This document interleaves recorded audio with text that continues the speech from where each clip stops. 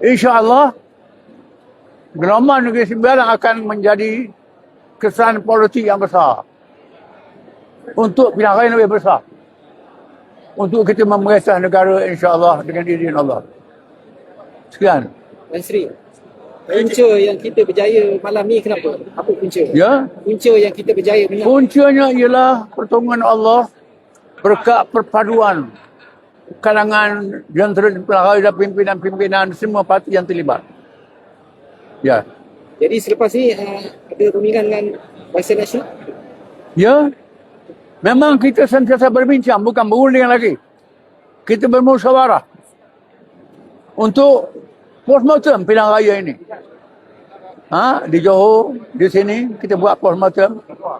Kita lihat di mana kekuatan kita dan di mana kelemahan-kelemahan itu akan dibaiki untuk menghadapi pilihan raya akan datang. Mungkin ada platform rasmi kerjasama ni. Kerjasama dengan Barisan Nasional ni mungkin ada nama yang rasmi. Tak perlu nama, ada apa pada nama. Yang penting ialah kita bekerja. Bekerja dalam perpaduan. Ini sangat penting.